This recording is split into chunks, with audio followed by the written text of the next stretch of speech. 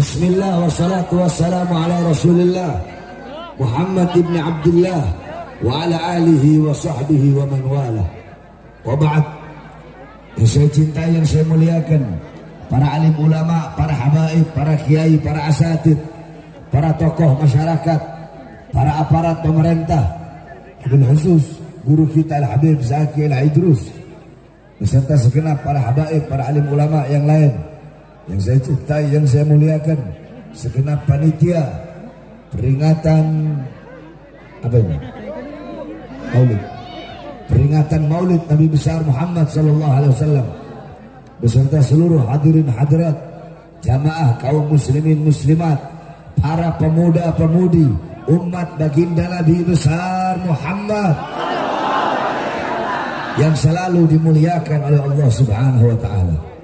Saudara-saudara sekalian yang dimuliakan oleh Allah, pada malam hari ini, pagi hari ini kita duduk di ini majlis, kita berkumpul. Ini tempat menjadi tempat turunnya rahmat, tempat turunnya hidayah, tempat turunnya maghfirah, tempat turunnya inayah. Kenapa? Karena kita duduk di ini majlis untuk memuliakan dan mengagungkan daripada hari kelahiran atau maulid baginda Nabi besar Muhammad. Saudara-saudara sekalian yang dimuliakan oleh Allah, dalam kitab Khawasi Syarwani ala Tuhfatil Muhtaj, Al-Imam Asy-Syarwani, yang dimana kitab tersebut adalah hasyiah daripada kitab Tuhfatul Muhtaj Al-Imam Ibnu Hajar Al-Haytami. Kitab Tuhfatul Muhtaj adalah syarah daripada kitab Minhaj Al-Imam An-Nawawi. Dalam kitab tersebut dijelaskan, qala muallif, inna afdalal layali huwa lailatul maulidis syarif, thumma lailatul qadar, thumma lailatul jum'ah, thumma lailatul isra. Sesungguhnya malam yang paling mulia, malam yang paling agung, malam yang paling utama adalah malam kelahiran baginda Nabi besar Muhammad. Setelah malam kelahiran Nabi, setelah malam maulid Nabi, baru malam Lailatul Qadar. Setelah Lailatul Qadar, baru malam Isra. Setelah Lailatul Qadar, baru malam Jumat. Setelah malam Jumat, baru malam Isra. Pertanyaannya, kenapa malam kelahiran Nabi lebih mulia, lebih utama daripada Lailatul Qadar? Padahal Lailatul Qadar adalah malam yang lebih utama daripada 1000 bulan. Malam turunnya Al-Quran, malam turunnya malaikat, malam turunnya Jibril. Tapi kenapa malam maulid lebih mulia dan lebih utama daripada Lailatul Qadar? Al-Imam Al-Qastallani radhiyallahu an, dalam kitabnya beliau menjawab, beliau berkata, sesungguhnya malam maulid lebih utama daripada Lailatul Qadar karena 3 perkara. Apa itu? Yang pertama, Lailatul Qadar adalah malam turunnya malaikat, malam adanya malaikat. Sedangkan malam maulid adalah malam adanya baginda Nabi besar Muhammad. Adanya Nabi di muka bumi, lahirnya Nabi di muka bumi sudah tentu jauh lebih mulia daripada turunnya dan adanya para malaikat di muka bumi. Yang kedua, Lailatul Qadar adalah anugerah Allah untuk Nabi Muhammad.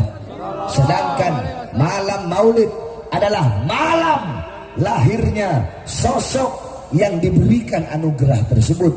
Berarti kalau bukan karena maulidnya Nabi, tidak akan ada Lailatul Qadar. Bahkan kalau bukan karena maulid Nabi, tidak akan ada malam-malam yang mulia dalam Islam, tidak akan ada hari-hari yang besar dalam Islam, tidak akan ada Lailatul Qadar. Kalau bukan karena maulidnya Nabi, tidak akan ada Lailatul Qadar, tidak akan ada malam nuzulul Quran, tidak akan ada Idul Adha, tidak akan ada Idul Fitri, tidak akan ada Fathul Makkah, tidak akan ada kemenangan perang Badar, tidak akan ada hari-hari yang mulia, hari-hari besar Islam. Tidak akan ada Islam, tidak akan ada iman, tidak akan ada ilmu, tidak akan ada adab, tidak akan ada akhlak, tidak akan ada sholat, tidak akan ada takwa, tidak akan ada amar ma'ruf, tidak akan ada nahi mungkar, tidak akan ada semua sesuatu yang mulia dalam Islam kalau bukan itu semua diawali daripada hari kelahiran baginda Nabi besar Muhammad sallallahu alaihi wasallam. Maka kita duduk di ini majelis untuk bergembira, untuk berbahagia dengan lahirnya baginda Nabi besar Muhammad sallallahu alaihi wasallam. Siapa yang memerintahkan? Yang memerintahkan adalah Allah Subhanahu wa taala. Dalam Al-Qur'an Allah berfirman, "Qul bi fadlillah wa bi rahmati fabidzalika falyafrahu." Katakanlah, dengan karunia Allah dan dengan rahmat Allah, maka dengan karunia dan rahmat tersebut falyafrahu, hendaklah mereka bergembira. Hendaklah saya bergembira, hendaklah engkau bergembira, hendaklah kalian bergembira, hendaklah kita bergembira dengan adanya karunia dan rahmat Allah. Pertanyaannya, siapa? Apa karunia Allah? Apa rahmat Allah? Dalam kitab tafsir Jami'ul Bayan, Al-Imam Ibnu Jarir At-Tabari. Dalam kitab tafsir Ma'alimut Tanzil, Al-Imam Baghawi. Dalam kitab tafsir Madarikut Tanzil, Al-Imam An-Nasafi. Dalam kitab tafsir Ibnu Katsir. Dalam kitab tafsir Al-Imam Qurtubi. Dalam kitab tafsir Anwarut Tanzil, Al-Imam Baydawi. Dalam kitab tafsir Ad-Durul Mansur, Tafsir bil Ma'zur, Al-Imam As-Suyuti. Dalam kitab tafsir Jami'ul Kabir, Al-Imam Fakhruddin Ar-Razi. Dalam kitab tafsir Jalalain, Al-Imam Jalaluddin Al-Mahalli dan Al-Imam Jalaluddin As-Suyuti, dijelaskan bahwasanya karunia Allah adalah ilmu, Al-Quran, Islam dan iman. Maka dengan adanya ilmu, Islam, iman dan Al-Quran sebagai karunia Allah, bergembiralah, berbahagialah. Terus siapa rahmat Allah dalam ayat tersebut? Rahmat Allah dalam ayat tersebut sebagaimana dalam ayat yang lain Allah berfirman, "Wa ma arsalnaka illa rahmatan lil alamin." Tidak aku utus engkau wahai Muhammad kecuali engkau adalah rahmat bagi seluruh alam semesta. Maka dengan adanya karunia Allah yaitu iman, Islam, Al-Quran dan ilmu, dan dengan adanya rahmat Allah yaitu baginda Nabi besar Muhammad, falyafrahu, maka hendaklah kita semua bergembira. Saya tanya, jawab semua. Berarti yang memerintahkan kita bergembira dengan lahirnya Nabi, siapa yang memerintahkan? Kurang keras, siapa yang memerintahkan? Siapa yang memerintahkan? Siapa yang memerintahkan untuk berbahagia dengan lahirnya Nabi? Siapa yang memerintahkan untuk bergembira dengan lahirnya Nabi? Siapa yang memerintahkan untuk bersuka cita dengan lahirnya Nabi? Jikalau intisari maulid, bergembira, berbahagia dengan kelahiran Nabi, berarti Allah adalah zat yang pertama kali bermaulid kepada baginda Nabi besar Muhammad sallallahu alaihi wasallam. Saudara-saudara sekalian yang dimuliakan oleh Allah, bersyukur dengan adanya Nabi, berbahagia dengan adanya Nabi. Wajib bagi setiap umat untuk bersyukur dengan adanya Nabi Muhammad. Kalau masih ada yang ngomong, saya pulang sekarang. Saya udah bilang tadi, saya ini orangnya hitam-hitam, putih-putih, nggak ada abu-abu.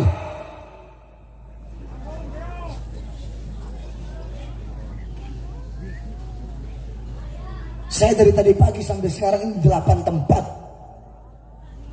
Nggak ada kata capek, tidak ada kata lelah buat saya untuk melayani kalian sebagai umat Nabi Muhammad. Saya datang kemari bukan mau dengar kalian ngomong ini, ngomong ini, ngomong ini. Kalau begitu kalian aja yang ceramah dulu sini.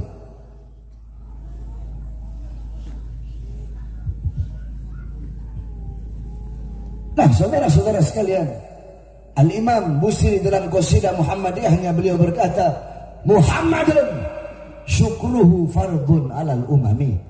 Muhammad bersyukur dengan adanya beliau, bersyukur dengan lahirnya beliau. Wajib bagi setiap umat untuk bersyukur dengan adanya baginda Nabi besar Muhammad sallallahu alaihi wasallam. Di Indonesia, negara yang kita cintai, setiap masuk bulan Rabiul Awal, bahkan Rabiul Awal udah habis, setiap gang-gang, setiap lorong-lorong, masjid-masjid, musola-musola, surau-surau, kampung-kampung, desa-desa, setiap wilayah, setiap kota, setiap daerah, dari Sabang sampai Merauke, semua merayakan Maulid Nabi Muhammad SAW. Maka yang tidak heran kenapa kita umat Islam Indonesia menjadi salah satu umat yang paling dicintai dan dibanggakan oleh baginda Nabi besar Muhammad. Kenapa? Karena tidak ada negara di seluruh dunia ini yang lebih banyak merayakan Maulid Nabi, membaca Maulid Nabi seperti negara kesatuan Republik Indonesia terus. Kenapa? Kita Indonesia adalah negara terbesar muslimnya. Indonesia negara yang mayoritas ahlu sunnah wal jamaah.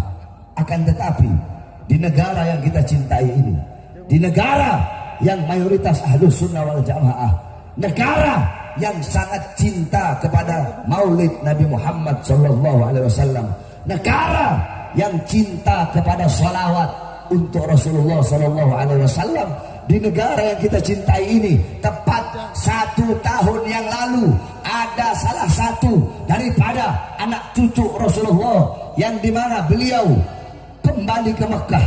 Beliau bikin acara maulid, memuliakan kelahiran kakeknya, mengagungkan kelahiran kakeknya, berkumpul para ulama, para habaib. Di situ banyak umat mendapatkan ilmu, mendapatkan manfaat. Beliau mengungkapkan kegembiraan dengan maulid Nabi besar Muhammad SAW. Di samping itu banyak juga ulama-ulama yang lain membuat maulid, para ustadz, para kiai, para habaib, banyak yang membuat maulid. Salah satunya beliau membuat maulid Nabi Muhammad, bergembira, bersyukur, bersuka cita dengan maulid Nabi Muhammad SAW. Tetapi beliau malah dipenjara, beliau malah ditangkap, saudara-saudara. Beliau ditangkap, beliau dipenjara.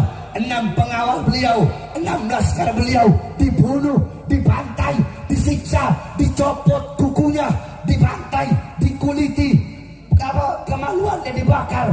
Mereka dibikin seperti binatang, saudara-saudara, hanya karena maulid Nabi Muhammad. Beliau ditangkap, dipenjara. Tangan yang mengalir darah suci Nabi Muhammad, tangan beliau diborgol, saudara-saudara. Padahal tangan-tangan kotor para koruptor tidak diborgol. Beliau tangan yang mengalir darah Rasulullah diborgol, dihinakan, dinistakan. 6 pengawalnya, 6 anak buahnya dibunuh, dibantai.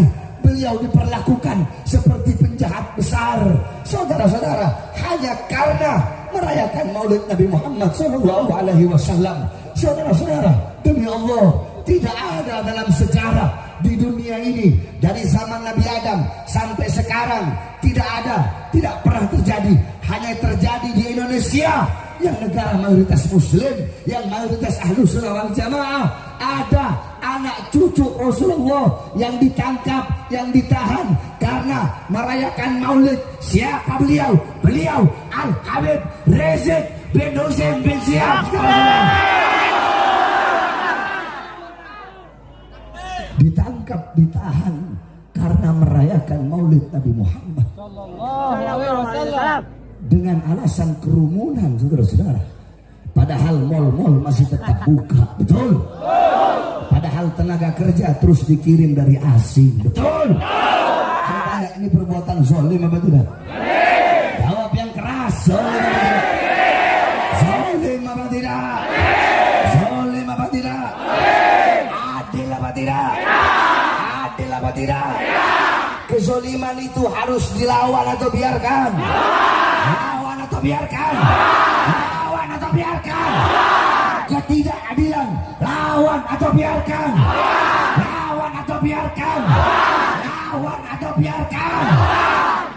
Saudara-saudara sekalian yang dimuliakan oleh Allah, kita umat Islam Indonesia ahlu sunnah wal jamaah, di dalam akidah ahlu sunnah wal jamaah, akidah kita apa?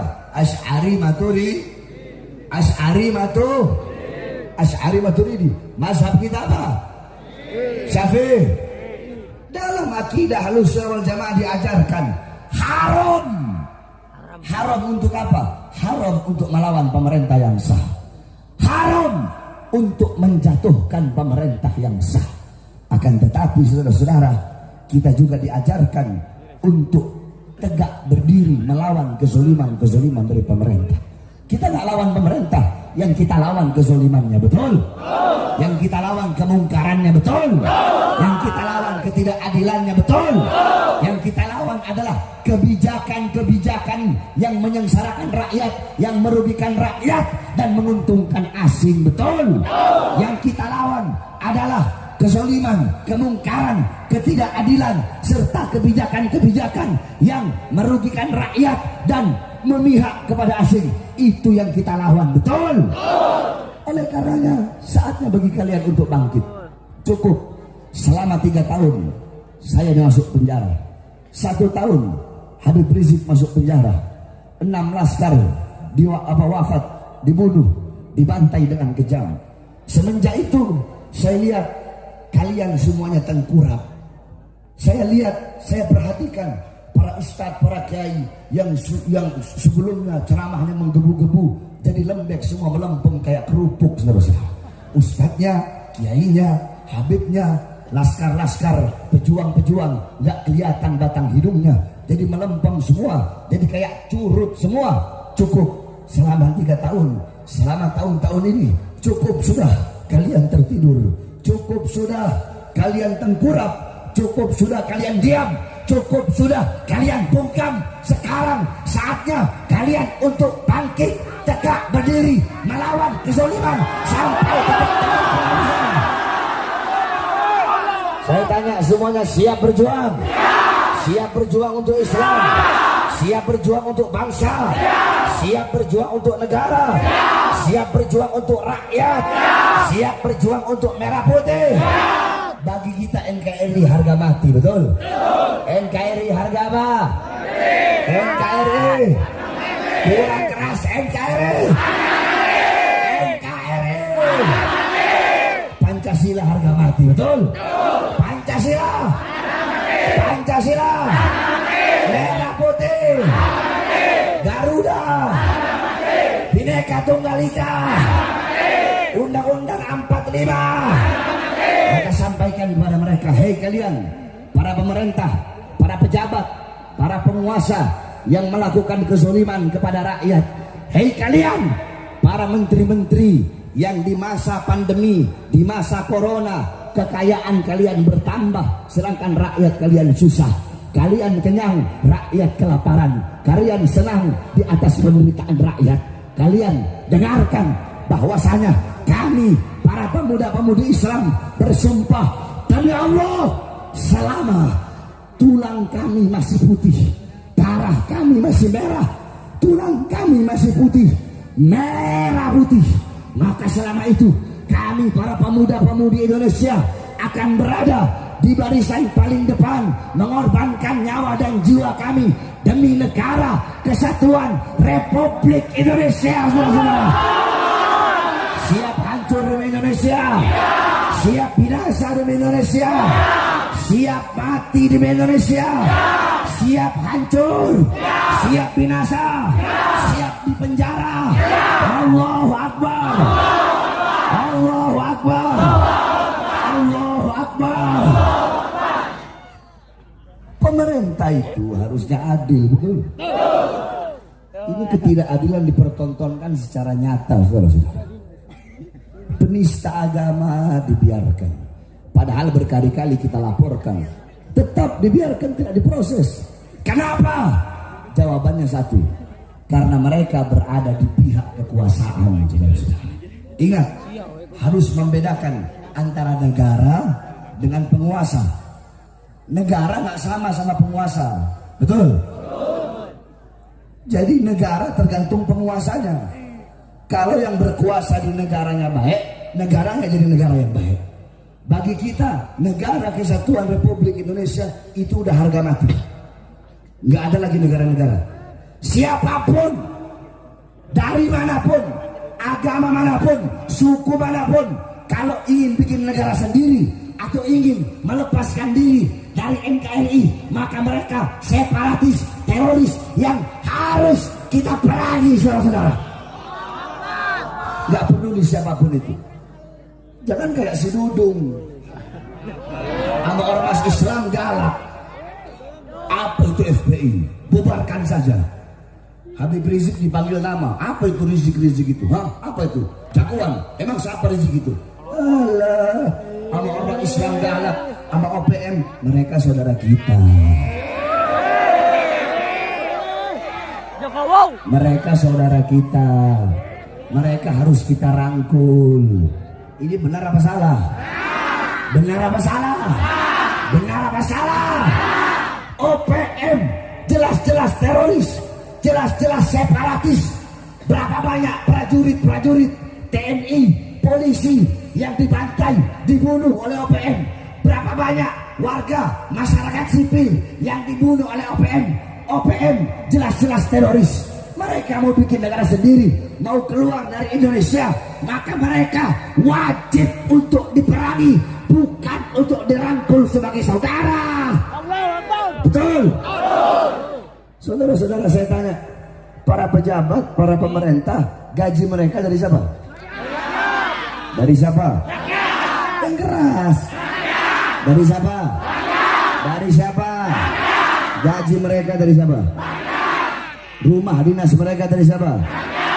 Motor dinas mereka dari siapa? Mobil dinas mereka dari siapa? Dari keringat kami rakyat, betul?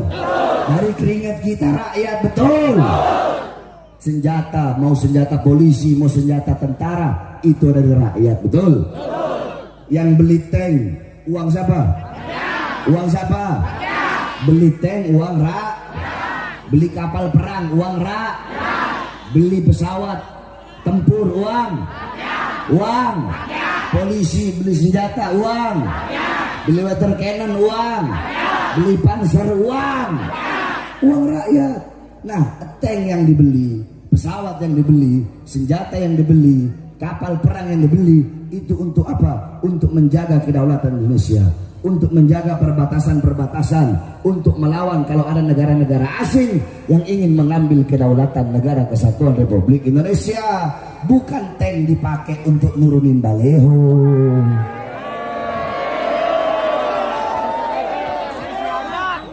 Tank dipakai untuk apa? Tank dipakai buat apa? Tank dibeli buat apa? Buat perang, bukan buat nurunin baleho. Makanya dipanggilnya Jenderal Baliho. Kenapa? Karena naik bintang 4, dulu 2, loncat langsung 4, hanya gara-gara baliho, bukan gara-gara perang. Betul? Pakai ngomong lagi, Tuhan bukan orang Arab. Astagfirullahaladzim. Mudah-mudahan si Dudung dapat hidayah. Tapi ingat, kita harus tawassut. Kalau ada kebaikan, ya kita ambil, betul? Kalau ada yang salah, ya kita tegur, betul? Dia ada kebaikannya. Saya lihat, apa itu? Contoh, dia bilang, kita akan mengambil santri-santri untuk menjadi TNI. Bagus nggak? Bagus nggak? Ambil nggak? Ambil nggak? Kita ambil yang bagusnya. Terus dia pernah bilang, kalau nggak salah, waktu di kasar, kita harus lemah lembut kepada rakyat, melayani rakyat, persuasif kepada rakyat. Bagus nggak?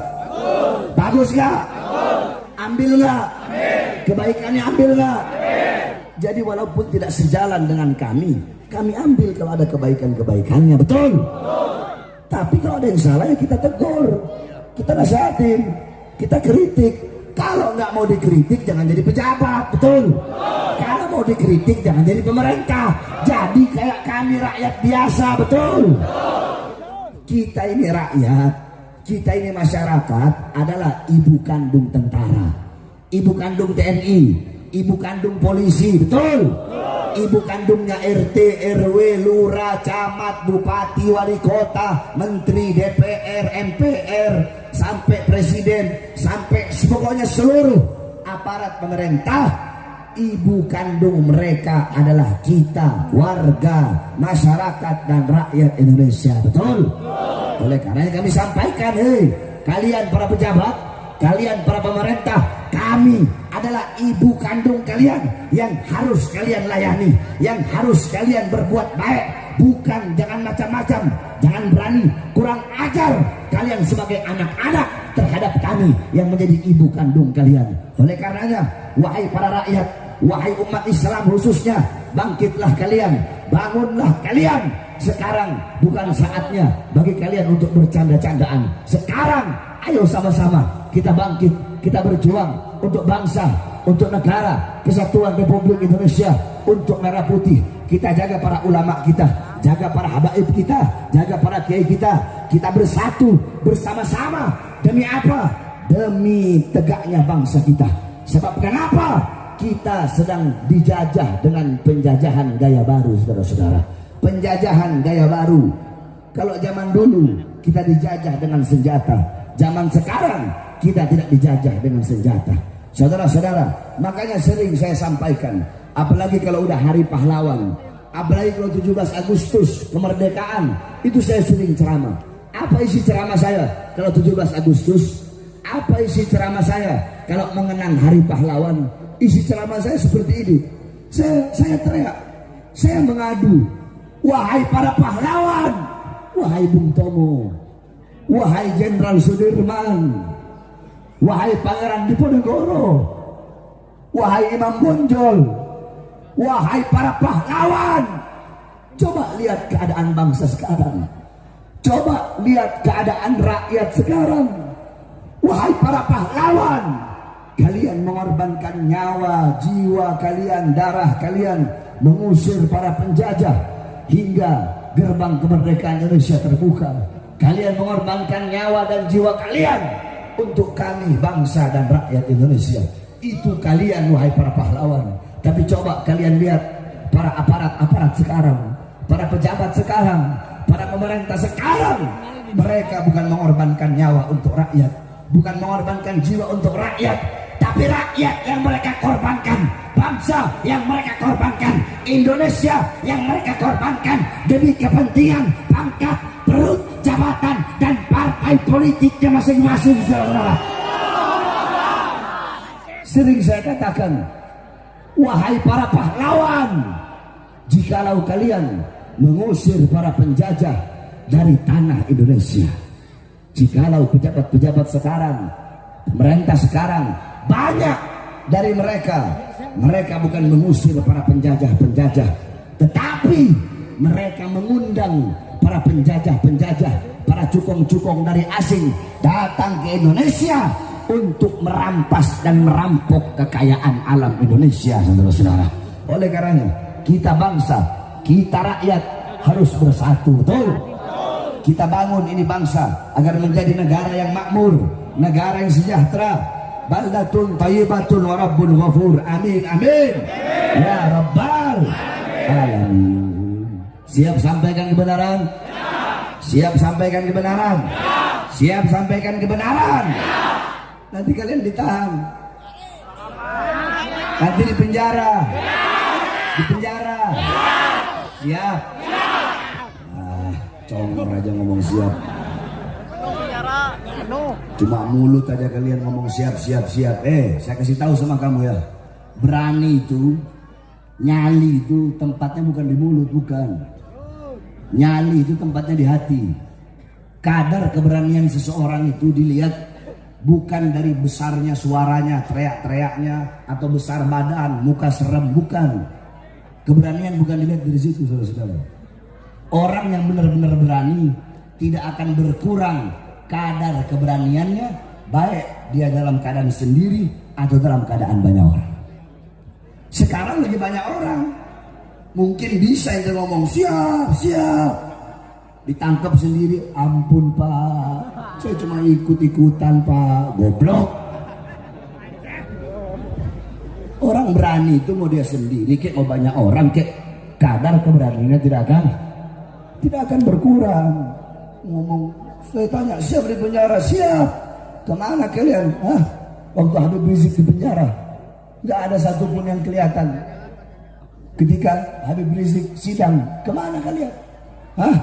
Yang datang hanya ibu-ibu. Kalian para lelaki, para laskar kemana? Ketika 6 laskar dibunuh, semenjak itu semuanya tengkurap, semuanya jadi takut. Kemana kalian? Kalian pikir walaupun saya dalam penjara saya tidak tahu? Saya tahu, saudara-saudara. Kalian bungkam, kalian diam, kalian tidak datang ketika sidang Habib Rizik. Ketika Habib Rizik pulang ke Indonesia, jutaan daripada kalian datang meramai-ramai ke bandara. Tapi saat beliau di penjara, kemana kalian? Kemana kalian?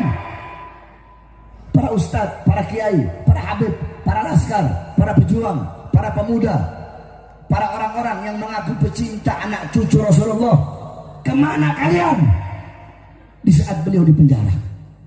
Oleh karenanya saudara-saudara, dengan wafatnya 6 syuhada itu harusnya menjadi pelajaran bagi kita. Coba lihat 6 laskar FPI itu, mereka dengan penuh gagah beraninya, berani mereka mengorbankan nyawa, jiwanya, darahnya, berani mereka mati untuk menjaga, memelihara anak cucu Rasulullah, yaitu Habib Rizik bin Husain bin Syihab. Harusnya dengan kejadian seperti itu, dengan wafatnya 6 syuhada itu, bukan menjadi air yang memadamkan semangat kalian. Harusnya kejadian 6 laskar yang ditembak secara keji, yang disiksa secara brutal, keberanian mereka, wafatnya mereka, pengorbanan mereka, harusnya kalian jadikan bara api yang menambah semangat api perjuangan kalian untuk semakin berada di barisan paling depan membela anak cucu Rasulullah Sallallahu Alaihi Wasallam. Makanya saya tanya sekali lagi, siap membela anak cucu Rasulullah? Siap bela anak cucu Rasulullah? Siap membela Islam? Siap bela Islam? Siap bela agama? Siap bela bangsa? Siap bela negara? Allahu Akbar. Saudara-saudara sekalian yang dimuliakan oleh Allah, apa sih yang kita orang Al-Habib Rizik bin Husain bin Syihab, beliau dimasukkan ke dalam penjara. Saya 1 tahun 6 bulan yang lalu baru bebas 2 hari udah masuk lagi dalam penjara.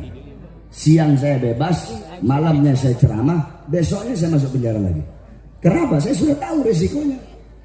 Bisa aja Habib Rizik kalau mau tenang, bisa aja beliau tenang, gak usah beliau kembali ke Indonesia, tenang, nyaman. Saya kalau nggak mau ngambil resiko, ngapain? Saya harus pergi ceramah ke desa-desa, ke kampung-kampung, ke kota-kota, ke wilayah-wilayah, ke daerah-daerah. Saya di pondok aja, duduk tenang, perempuan datang, harta datang, bang, nggak usah ngambil resiko. Tapi kenapa Habib Rizik di penjara, kami di penjara? Kenapa kami mau mengambil resiko itu semua? Semata-mata karena kecintaan kami kepada kalian, pembelaan kami kepada kalian, umat baginda Nabi besar Muhammad SAW. Karena kecintaan kami kepada kalian, bangsa dan rakyat Indonesia, kecintaan kami kepada negara, sehingga kami akan selalu menyuarakan kebenaran, saudara-saudara. Apa sih yang saya bahas waktu malam itu saya ceramah? Ketika itu lagi panas-panasnya corona, semua orang apa namanya itu yang dikurung dalam rumah itu apa? Lockdown, ya. Isolasi apa? Karantina. Bukan isolasi mandiri. Bukan karantina. Hah? Lockdown yang itu orang dalam rumah itu nggak boleh keluar. PSBB. Ya intinya begitulah. Anak baru keluar penjara, mana anak tahu? Yang anak tahu, Beb, ini orang-orang masyarakat nggak boleh keluar rumah, begini. Kenapa? Iya gara-gara corona, Beb. Oh begitu. Akhirnya anak ceramah, anak bahas. Anak bahas apa? Hei Presiden, kenapa rakyat kau kurung dalam rumah terus tidak kau kasih uang, terus tidak kau kasih makan? Kau membuat rakyat mati kelaparan. Kenapa warung-warung kecil kau tutup, mal-mal besar kau buka? Apakah mal-mal besar itu milik asing sehingga kalian biarkan buka, sedangkan toko-toko kecil milik pribumi, milik warga negara Indonesia kalian tutup? Di situ ceramah saya bela siapa? Bela diri, membela diri saya atau bela rakyat? Membela siapa? Membela siapa? Membela siapa? Tapi katanya meresahkan. Ceramah saya meresahkan rakyat, makanya saya masuk penjara lagi. Ceramah saya meresahkan. Saya tanya di sini rakyat semua nih. Woi rakyat, woi masyarakat. Ceramah saya 1 tahun 6 bulan yang lalu, ketika saya baru keluar penjara, itu meresahkan apa tidak? Meresahkan apa tidak? Yang benar, yang jujur, meresahkan apa tidak? Terus kenapa alasannya meresahkan? Satu jawabannya, bukan meresahkan rakyat, tapi meresahkan mereka, para pejabat dan pemerintah. Betul? Kan saya sudah bilang, Mulut saya ini kayak alkohol. Kayak apa? Tahu alkohol? Alkohol itu kalau kulit ada apa luka kena alkohol sakit nggak? Sakit nggak? Sakit tidak? Sakit. Tapi kalau kulit nggak ada luka kena alkohol dingin tidak? Dingin tidak? Nah, para pejabat, para pemerintah, kalau ada kebobrokannya, ada kerusakannya, kena mulut saya, ya dia merasa dia sakit, sehingga apapun bakal dia lakukan. Tapi kalau nggak ada apa-apa, ya dia nggak bakal merasa sakit. Oleh karenanya, resiko yang paling kecil bagi kami di penjara. Risiko yang paling besar bagi kami apa itu? Dibunuh, saudara. Entahkah itu kami diracun atau kami dicincang-cincang tubuh kami menjadi potongan-potongan yang kecil, atau kami dibuang ke laut, tengah laut, atau bisa kami dibunuh. Itu risiko yang paling besar. Tetapi ingat saudara-saudara, penjara itu cuma hal kecil bagi saya, Bahar bin Ali bin Smith, untuk agama, untuk Islam, untuk umat Islam, untuk bangsa, untuk NKRI, untuk Garuda, untuk Merah Putih, untuk Pancasila, untuk bangsa, untuk rakyat, untuk Indonesia. Jangankan cuma di penjara, saudara-saudara, demi Allah, demi bangsa, demi rakyat, demi Indonesia, nyawa saya, jiwa saya, darah saya murah harganya untuk tumpah, saudara-saudara.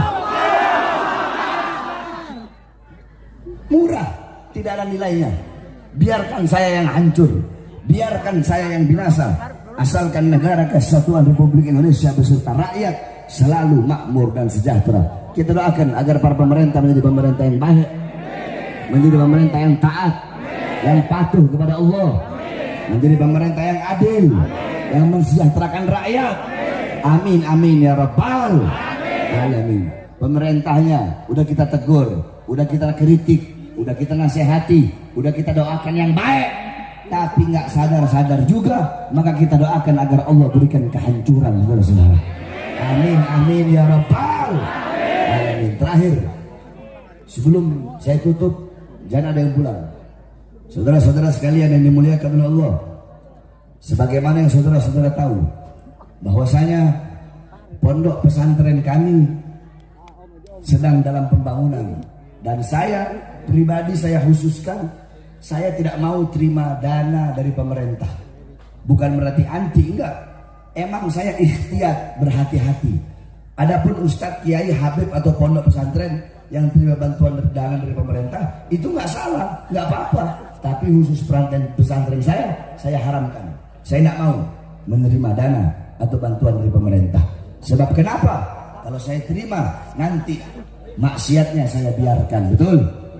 Kemungkarannya saya biarkan, betul? Kezolimannya saya biarkan, betul? Oleh karenanya, saya harapkan saudara-saudara mengeluarkan hartanya di jalan Allah Subhanahu Wa Taala. Siap keluarkan harta? Siap keluarkan harta? Ingat, tidak ada harta yang bisa menyelamatkan engkau di dalam kubur kecuali harta yang dikeluarkan di jalan Allah Subhanahu Wa Taala. Sambil diiringi qasidah oleh Habib Abdurrahman Assegaf. Semuanya serempak kita menyanyikan mars prajurit pembela Rasulullah.